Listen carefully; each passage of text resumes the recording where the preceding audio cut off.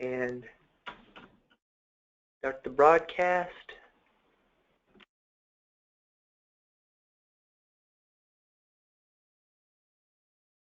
Good morning, everyone. Welcome to our webinar. This is Sharon Natikara, and I'm going to be presenting today with Mark Trimble. And there's been lots of ACA changes throughout the last few years, and today we're going to be talking specifically about ACA reporting and the 1094Cs and 1095Cs. So your phones are muted, but in the dashboard on the right side of the screen, there's a chat box that you can enter questions into, and we'll take some time at the end to answer those questions.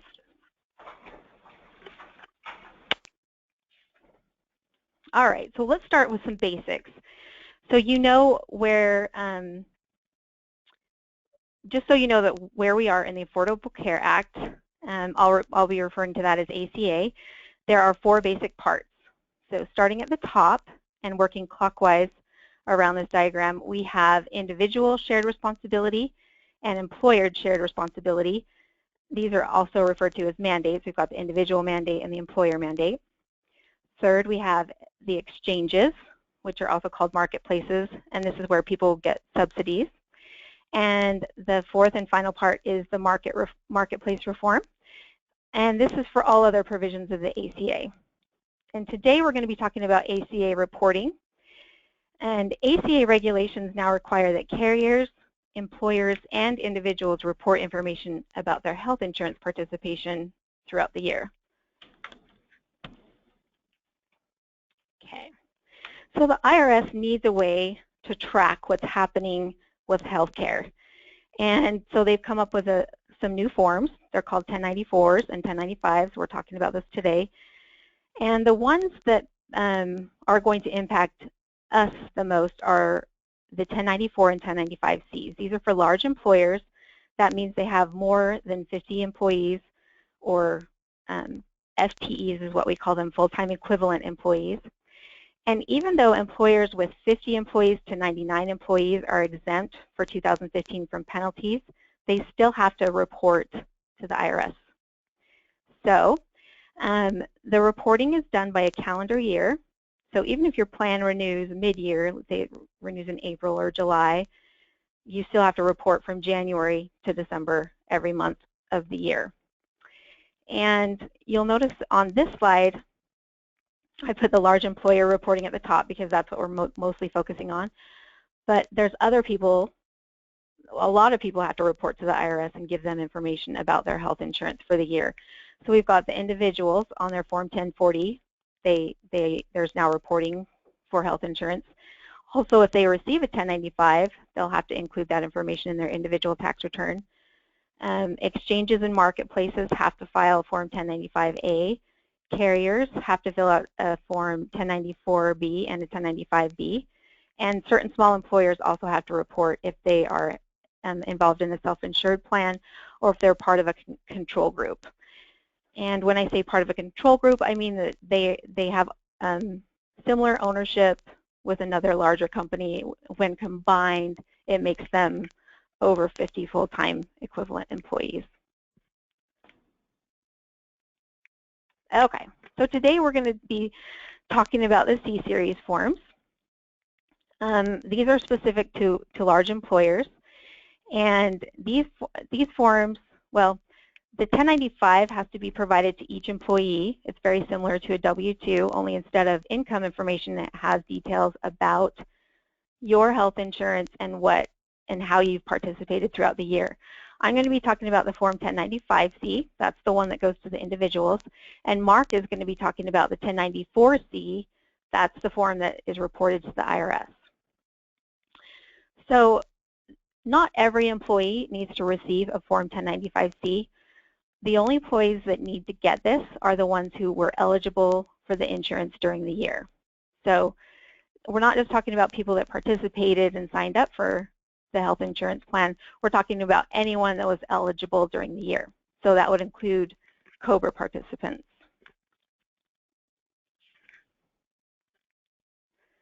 Okay, so these forms, this is the first year that we've been required to submit these forms to individuals and to the IRS. And these forms are due on the same day that a W-2 is due. So generally, these are going to be due January 31st, and ironically, that's the same date that W-2s are due. However, for this year, for 2015 reporting, they've given us a whole extra day to send these or generate them or get them distributed. So this year we'll have until February 1st. That's the IRS being generous. Okay, so on the Form 1095-C, there's a picture of the form on the right side of the slide, and you can see that Part 1 has information about the employee and employer.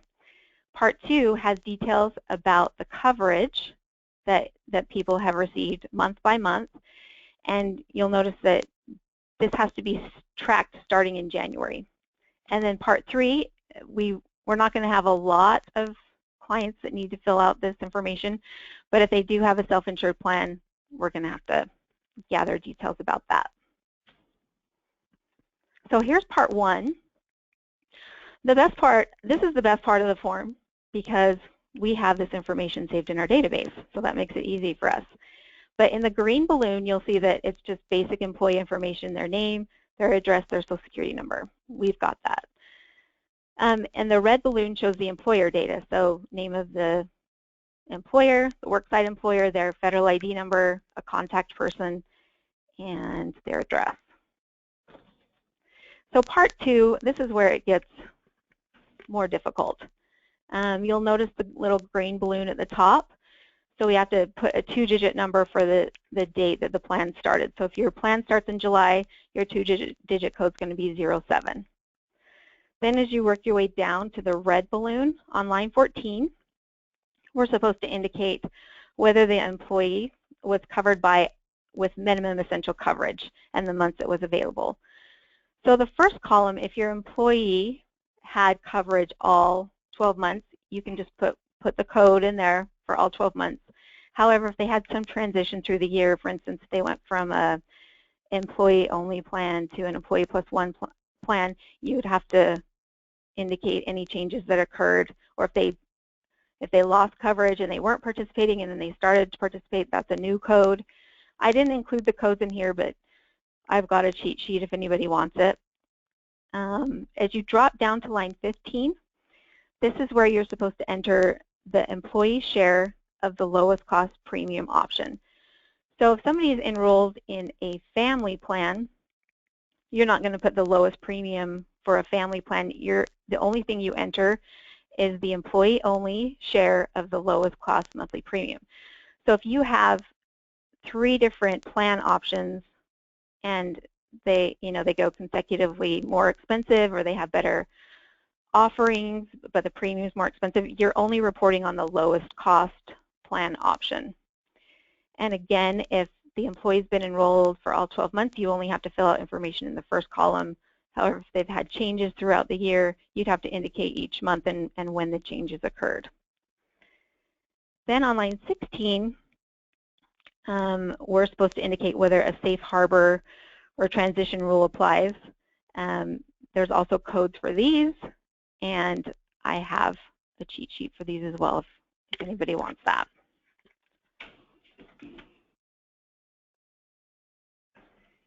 All right, then we drop down to Part 3, and again, this is for self-insured coverage only, so we're not going to have a lot of clients that need this, but we will have a few. The first box, you're supposed to check if the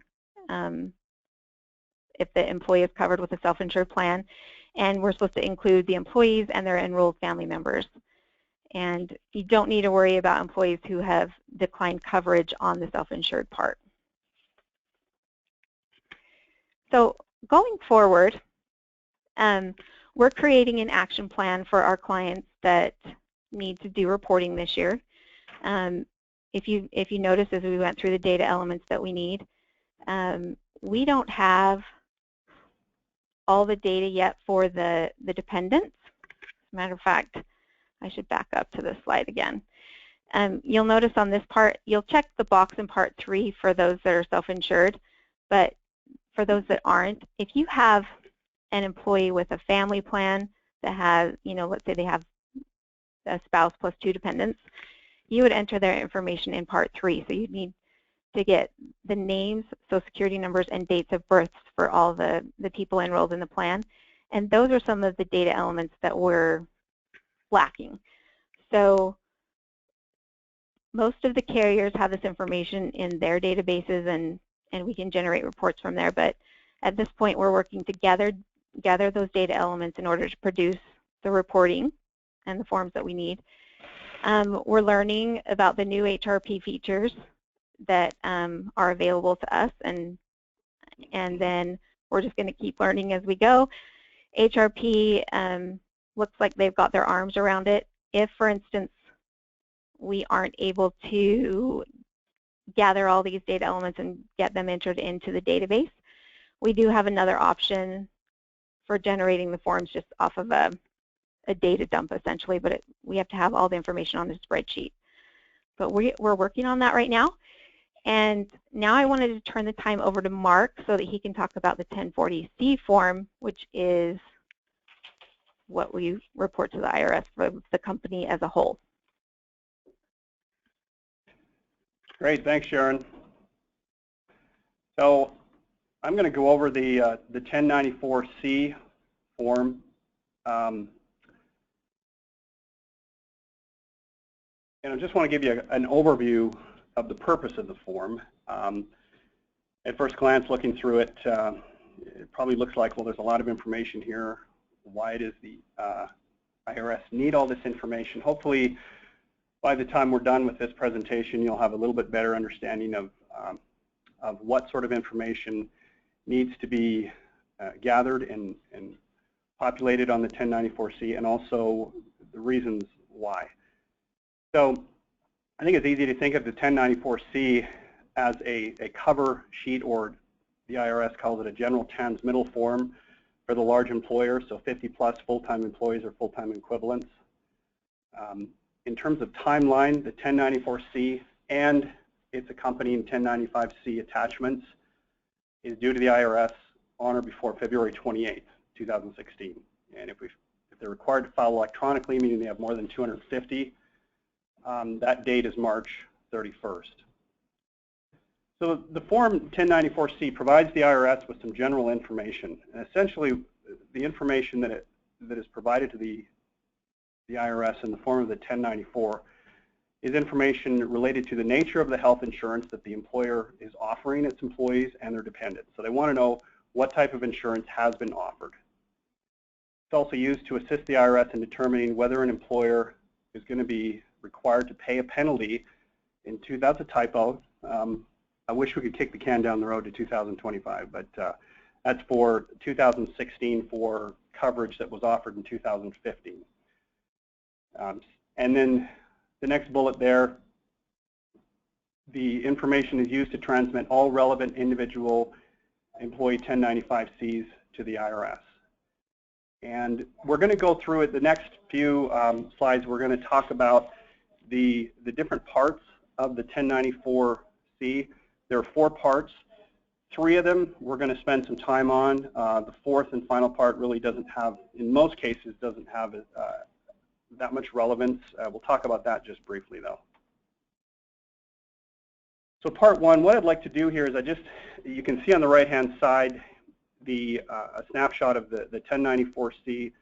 In the red box there is lines, all of part 1. So lines 1 through 8 is general information. So this is just pretty basic. This is where you provide the tax ID number, employer address, all that information specific to the employer. Lines 9 through 16, virtually everybody can omit this. This is if this pertains to government entities. So unless the employer is what's called a designated government entity, they do not have to provide anything in lines 9 through 16. Government entity is defined as any government in the U.S., political subdivision, or any Indian tribal government. So I don't think we're going to have too many clients that are going to fall into that category, but if they do, that would be lines 9 through 16. So line 17, again, there's nothing that needs to be completed or filled in there. That's just a space left open for the IRS, so if they need to revise this form in the future, they have a space to add additional questions, so we just ignore that. Line 18 is the space where we indicate the total number of 1095Cs submitted with this particular 1094C. And that's important because in some instances, an employer may need to provide more than one 1094C. So line 18 is asking, okay, how many 1095Cs are going to be attached with this particular 1094C? Line number 19 is the authoritative transmittal, and this is just designating whether this particular 1094C will be the authoritative transmittal. The authoritative transmittal is the primary, the main 1094C if there's going to be multiple 1094Cs filed. Normally, as I just mentioned, an employer will only need to submit one 1094C. And the ones that are going to have to provide a 1094C, that would be employers who choose to file more than one Form 1094C are typically going to be those that are members of an aggregated ALE, or they will be a larger company with departments, divisions who wish to compile their information separately. So as our target market are small to mid-sized companies, we probably won't see a whole lot of the need to have more than one 1094C filed. On line 20, this is where we put the total number of 1095Cs. So that's the total number of 1095Cs filed by this large employer, total meaning all. So if there was more than one 1094C submitted, this is where you would put the total number of all of the 1095s. And the only time this number will be different than the number entered in line 18 previously is if there's multiple 1094Cs. Line 21 addresses whether there's an aggregated control group, whether the employer is part of an aggregated control group. So that's part one. Part two, and we're going to look at line 22. This is where we look at certifications of eligibility. And this is where we address the nature of the ACA eligibility for transition relief that might apply to the employer. Transition relief is a phrase that allows an employer to avoid potential penalties under the ACA's employer mandate. And this, just talking about this line 22 could be another webinar in and of itself. But I think the important thing to understand here is that with regards to line 22, there are, let me skip ahead, sorry. There are 4 different certifications of eligibility. There's the qualifying offer method, which is box A, the qualifying offer method transition relief, which is box B, and the section 4980H transition relief, and the 98% offer method. And you're probably thinking, well, what does this really mean for the employer in terms of relief? Relief can be monetary, or it can be relief in the form of not having to provide as much information on the 1095C form. But the section 4980H we're going to talk about in just a little bit, that's the one where the employer potentially might be able to see some relief based upon the months in which they offered coverage to the employees.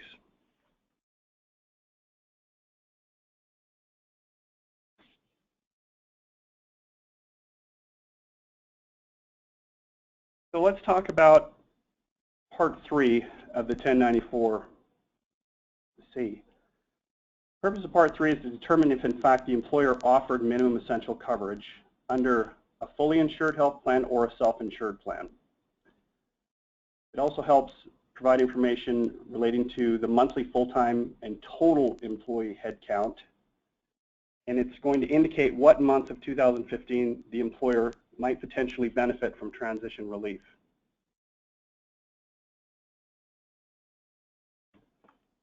So column A in part C is minimum essential coverage offer indicator. So if you can see there is line number 23, which says all 12 months. So if an employer offered coverage to the employee and their dependents for all months in 2015, then they would select the yes box. If, however, the employer was not able to offer coverage for all 12 months, then what they would do is they would go down, and you can see lines 24 through 35, and they would indicate a yes or no as to whether coverage was offered in that month to the employee and dependent.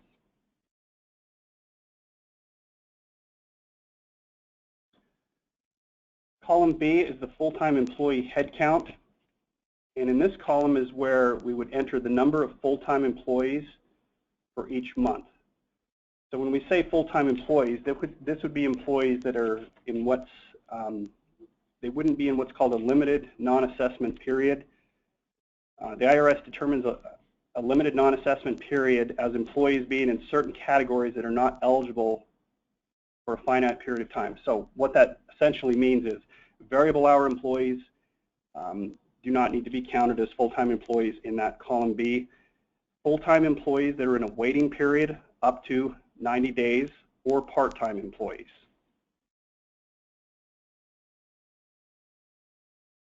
Column C is the total employee count. So in this column, we're going to enter the total number of employees for the month. So this is going to include all employees in a limited non-assessment period. Just going to include all of those folks that I just mentioned, the variable hour, all of those people. So it's the total employee count. So intentionally, actually, you'll notice I skipped over column D, and that's because that is the aggregated group indicator. So that would apply. I'm not going to get into that right now just for the sake of time, but that's only going to apply in the case of an employer that has that is part of a control group. So looking at column E, this is section 4980H transition relief indicator. So if you remember back earlier in the previous section, option D on line 22, or option C on line 22, the employer had the opportunity to select. So if box C was checked on line 22 of the 1094C, then the employer must identify what type of transition relief applies for 2015. There are two types of transition relief for purposes of section 4980H. Type A applies to businesses with 50 to 99 employees. So as we know, for 2015, employers that were in the category of having 50 to 99 employees were exempt from the ACA mandates in terms of the pay or play. But starting in 2016, they have to comply. Type B applies to employers in 2015 that had 100 or more full-time employees and have a non-calendar year plan. So the purpose here is, if you look at that column, the employer would indicate, let me just back up here just a second and drill down a little bit more on the importance of a non-calendar year plan. So as Sharon mentioned earlier, the ACA bases everything off of a calendar year. So if an employer in 2015 had a non-calendar year plan that started in, say, April, then that would mean the months of January, February, and March, they would be excused from compliance for those months preceding the start of the plan year. So that's why it's important for those employers that are in the 100 or more category to indicate, when their plan started if it was a non-calendar year plan. All right, the last slide here, I'm not going to spend any time on it just for the sake of time and because it's not going to be as common. But this is where if there are other ALE members of aggregated ALE groups, you're going to enter the names and tax ID numbers of those members of the aggregated ALE group. So, if we get into that situation, which we will with some of our clients, I'm sure, but it probably will not be too many, but ultimately that's where we capture that information.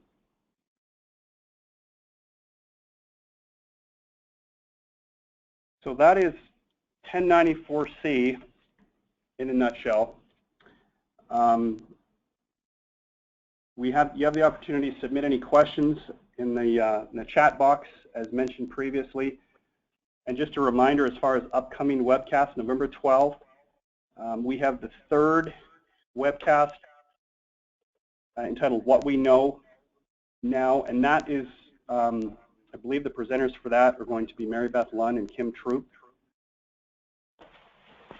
And then in January we have a, the date isn't listed there, but I'll give it to you. Find my notes here.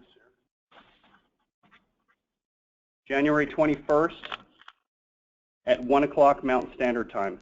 And it's going to be given by Jonathan Driggs, who is the attorney based in Utah that ESG uses quite a bit, and he does a very good job in covering these things. So that topic will be hot HR topics for 2016. And that's it. I thank everybody for their time, and I'll turn the time back over. Again, I think everybody is muted, but if you have specific questions, you can enter those on the PowerPoint, on the questions button.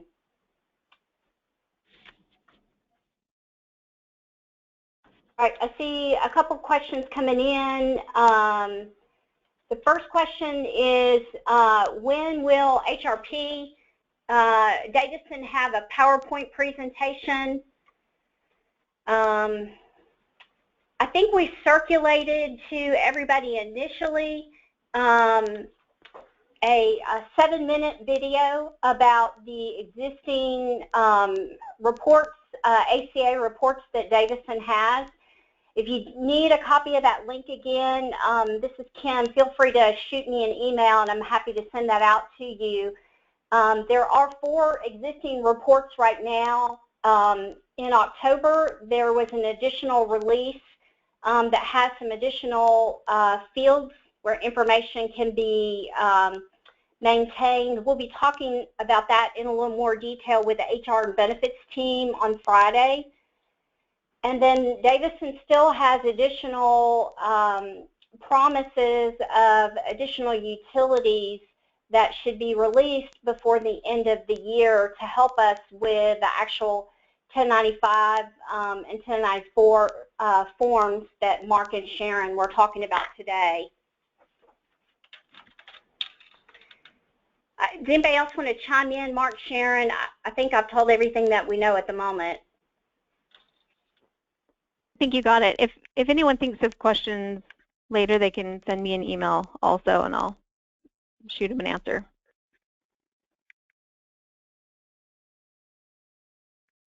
Okay, great. I don't see any other questions, so I think we're good. Thanks for everybody's time.